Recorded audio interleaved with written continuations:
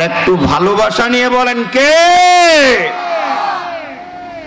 ভাই একটু কমাই দেন, বাড়ি না।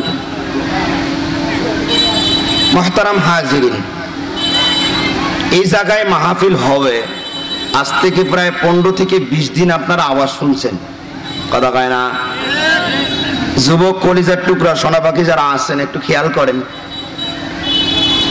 এই জায়গায় মাহফিল হবে, ওয়াজ হবে, আলোচনা হবে, ওলামায়ে কেরাম আসবে, আপনারাও আসবেন, এই নিয়ত অনেক আগেই করছেন, ঠিক কিনা বলেন? একদিক দিয়ে আনন্দের বিষয় হলো, ভিন্ন দিকে একটু দুঃখও লাগে।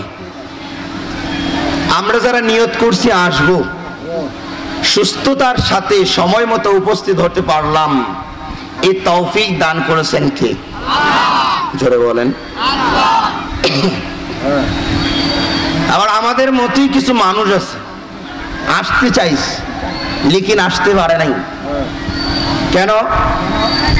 ইচ্ছে ছিল, নিয়ত আছে, বিভিন্ন পেরেশানির কারণে আসতে পারে নাই, কিন্তু বাইরে বাজারে ঘাটে থাকা সত্ত্বেও আওয়াজ মনের ভিতরে, দিলের ভিতরে এই কথা নাড়া দেয়, যদি আজকে সেখানে থাকতাম হয়তো কোরআন ও হাদিস, আল্লাহ আল্লাহ রসুল সম্পর্কে কিছু আলোচনা শুনতাম।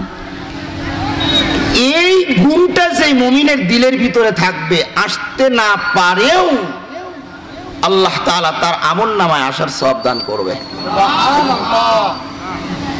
আরেকজন কিছু ব্যক্তি এখানে উপস্থিত হয়েছে, আলহামদুলিল্লাহ, তাদের জন্য দোয়া করি।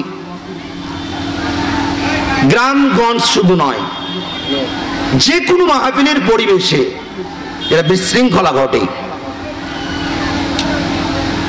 বাইরে মহিলা প্যান্ডেলের দিকে অনেক, বিশেষ করে